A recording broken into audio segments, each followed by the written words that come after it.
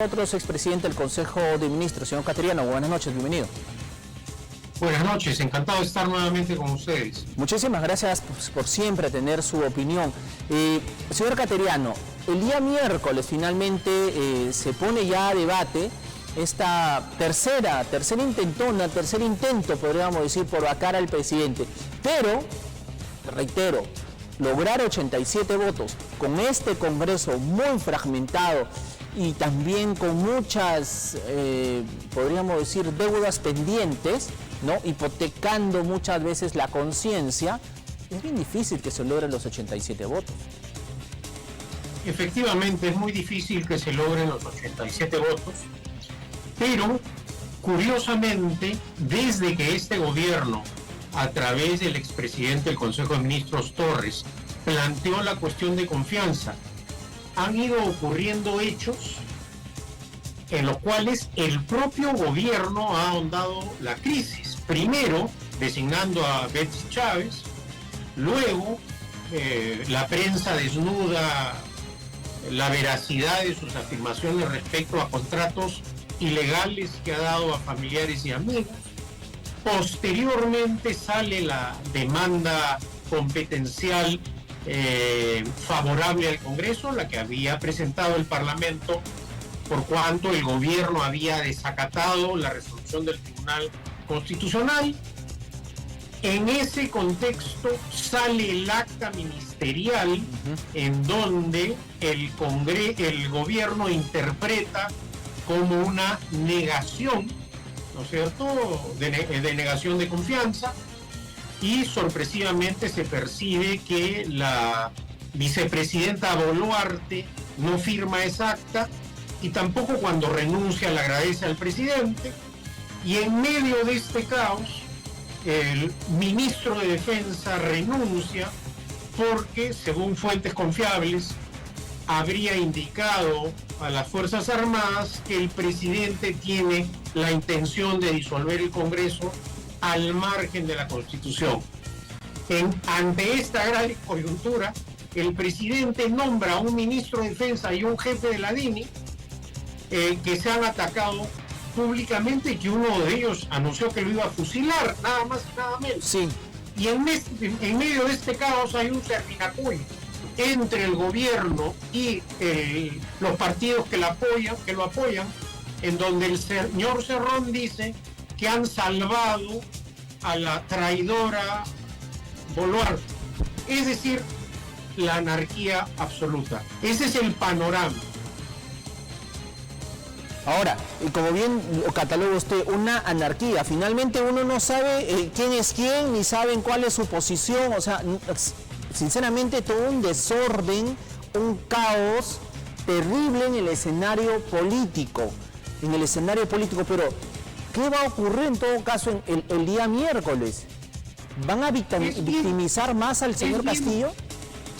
Es bien difícil de pronosticar, pero creo que el presidente Castillo está haciendo todo lo posible para que la señora Boluarte lo reemplace. De otra manera, no nos explicamos estas medidas que ha venido adoptando, que lo único que ocasionan es meterle miedo a los señores parlamentarios. Lo único que quieren los señores congresistas es no perder sus curules. No les interesa el orden constitucional, no les interesa la estabilidad política del país. Hemos visto que tampoco les interesa el progreso económico. El presupuesto de la República ha sido un festín, pero entre una disolución inconstitucional que aparentemente un grupo dentro del gobierno impulsa y el reemplazo de la señora Boluarte y que ellos se queden en sus curules, parece que está creciendo la corriente de opinión al interior del Parlamento, que lo menos malo para ellos es sacar a Castillo, poner a la señora Boluarte y quedarse ellos tranquilos por el momento en sus curules. Ahora, si esto ocurriese, o sea, si no se van a lograr esos 87 votos, quien va a salir de alguna manera fortalecido una vez más, o sea, a través de esta victimización, será el presidente Castillo, y de alguna manera el Congreso ha sido el que ha querido de alguna manera darle esa imagen, este empujoncito al mandatario. El presidente Castillo, desde el momento que con el apoyo de Torres ha generado este ambiente de discusión, ha logrado sin duda alguna un éxito, porque ha sacado de la agenda la gravísima denuncia de la fiscal de la Nación sobre actos ilícitos de su gobierno y de su entorno. Hoy día ya no estamos discutiendo las graves imputaciones penales por supuestos actos delictivos del presidente Castillo y de todo su entorno íntimo, varios de ellos prófugos. No, estamos en este momento inmiscuidos en un debate constitucional jurídico en medio de una situación de anarquía política, en donde además, usando la mentira, el presidente Castillo acudió o recurrió a la OEA denunciando un golpe de Estado en marcha y que acá había una situación golpista propiciada por el Parlamento, y lo que hemos visto estos últimos días es todo lo contrario.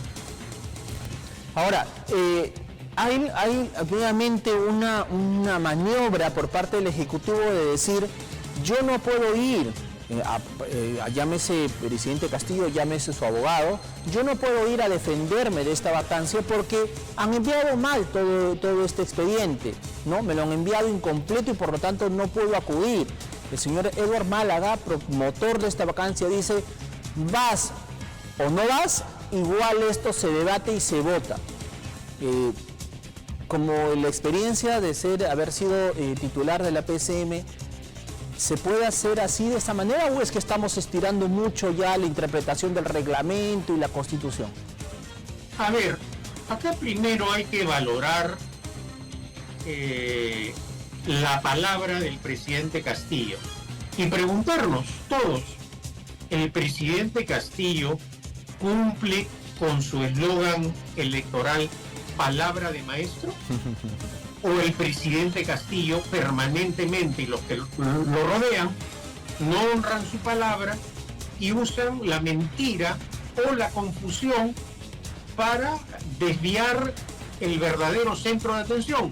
¿Qué cosa es lo que ha ocurrido desde que el presidente Castillo asume el gobierno? ¿Ha cumplido con su palabra? No. Lo que hay son en este momento gestos políticos, posturas teatrales, pero el Parlamento procederá conforme a la Constitución y su reglamento, es decir, además ya existen precedentes. Los precedentes ocurridos durante los dos intentos de vacar a Pedro Pablo Kuczynski, el primero en el cual Kuczynski fue a defenderse y concurrió con su abogado Borea, el segundo trámite con Kuczynski, que ya no aceptó y renunció al cargo, y finalmente el caso del expresidente Vizcarra, que él fue, y que la mayoría de ese entonces lo vacó, en un contexto en el cual el Tribunal Constitucional, durante la presidencia de la señora Ledesma, no se pronunció respecto a la vacancia por incapacidad moral permanente. Razón por la cual, si vamos a los precedentes, eso es lo que ha ocurrido, con la gran diferencia que tanto al expresidente Kuczynski como a Vizcarra no se le acusaron por hechos cometidos durante sus presidencias. En este caso la situación sí es sumamente grave, porque este trámite, digamos que se profundiza en su gravedad como consecuencia de la denuncia constitucional de la fiscal de la Nación, Benavides. Y justamente, y si a eso le sumamos los hechos posteriores de acusar falsamente en el exterior al Congreso de golpistas, usar el poder para obstruir la acción de la justicia, etcétera, ciertamente este pedido se diferencia de los anteriores. Sí. Razón por la cual, desde el punto de vista de fondo y de forma es totalmente diferente. Señor Cateriano, sin embargo, el Congreso está insistiendo en algo que ya usted me está adelantando de que va a ser complicado llegar a estos 87 votos. Sin embargo, el Congreso también, de manera paralela, está experimentando otras fórmulas que también pueden ser complejas, porque implica cambio de reglamentos, en fin, reforma incluso hasta de la Constitución, en el sentido de, por ejemplo, el adelanto de elecciones, o tal vez el hecho de la suspensión del presidente Castillo. O sea, son dos escenarios de por sí ya complicados en esa materia, pero se tiene algo que usted lo ha ratificado claramente, esta denuncia constitucional de la fiscal de la Nación, Patricia Benavides, que tiene toda una fortaleza y toda una solvencia para que todo el Congreso o gran parte de él pueda empujar esta propuesta y agilizar y darle rapidez y un desenlace democrático a toda esta crisis. Pero el Congreso está apostando por otras figuras que, reitero, son muchísimos, es una cuesta arriba y que va a ser complicado llevar adelante. Bueno, gran parte de la responsabilidad de esta grave crisis política la tiene el Congreso por no haber hecho su tarea durante año y medio y a última hora pretender, hay que decirlo también claramente, reformas o reglamentar la suspensión cuando eso es claramente anticonstitucional. Esa no es la vía. Y debemos preguntarnos por qué el Congreso ha actuado de una forma tan irresponsable, porque volvemos a lo mismo. Lo que la mayoría en el Congreso quiere es mantenerse en sus cargos. Lo han dicho claramente los parlamentarios de Perú Libre, por ejemplo, cuando plantearon la renuncia de Torres y exhortaban públicamente al presidente Castillo para sacarlo. ¿Qué pasó? Repentinamente dejaron su pensamiento marxista, leninista, mariateísta. ¿Tan fácilmente renunciaron? Bueno, parece que la billetera engordada con dinero estatal es lo que prima en los parlamentarios de Perú Libre. Y creo que ese es el criterio que también predomina en otros sectores políticos que forman parte del Parlamento. Y esa es la razón por la cual un debate profundo, amplio, democrático, de reforma constitucional para el adelanto de elecciones con reformas políticas, como por ejemplo la renovación parcial del Congreso, zanjar el tema del artículo 117 y establecer el juicio político contra el presidente, simplemente esos temas no los ha discutido a profundidad y con la diligencia debida del Parlamento, y por esa situación también estamos como estamos, ¿no? Para concluir, señor Cateriano, el informe de la OEA, este informe de la OEA que ahora el gobierno lo toma como que una tabla de salvación también para el mundo, ¿no? Miren cómo los organismos internacionales están también llamando a la gobernabilidad, ¿no? Están llamando a los poderes del Estado para que dialoguemos y no quieren. O sea, ¿cuál ha sido, cree usted, la labor de la OEA a través de este informe? Yo creo que el presidente Castillo, como lo he señalado en más de una oportunidad, ha utilizado políticamente a la OEA. Los sectores involucrados cuestionan, por ejemplo, que el informe no haya mencionado una sola línea de los temas de corrupción, pero acá el tema central es que nosotros los peruanos tenemos que solucionar nuestros problemas y no recurrir al extranjero. Ahora la exhortación al diálogo, etcétera, es algo, digamos, diplomático, pero el fondo del asunto acá es que hay una imputación desde el punto de vista penal grave, que la corrupción continúa, que los prófugos, es decir, este es el gobierno de los prófugos. El día de hoy la prensa también informa que la que supuestamente sobornó la denuncia que salió el día de ayer respecto de sobornos en la prensa nacional, ya la señora se fugó, ¿no?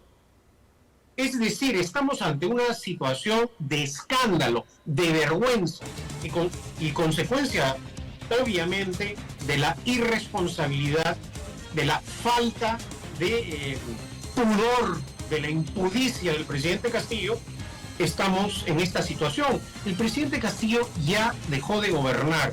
No le interesa el país, como al señor Cerrón. Al señor Cerrón solo le interesan sus intereses, valga la redundancia, políticos. Y entonces estamos en esta situación que afecta, ¿a quién afecta? Afecta a los señores parlamentarios, afecta al señor Castillo, afecta a quién? Afecta a los menos favorecidos del país. Esa es la dramática situación de este supuesto e inexistente gobierno del pueblo. Efectivamente, señor Caterino, veremos qué ocurre en los próximos días, estaremos atentos a lo que ocurre el día miércoles, pero ojo, cuidado con el sistema democrático, porque se está estirando mucho la liga, se está estirando mucho la Constitución, que en cualquier momento, en un momento menos pensado, se va a romper. Y nosotros vamos a estar, como dice el señor Castillo, el pueblo, la ciudadanía, vamos a estar en medio. Señor Cateriano, le agradezco muchísimo por estar como siempre con nosotros. De nada, muy buenas noches. Muchísimas gracias. El señor Pedro Cateriano estuvo conversando con nosotros, es presidente del Consejo de Ministros, dando este análisis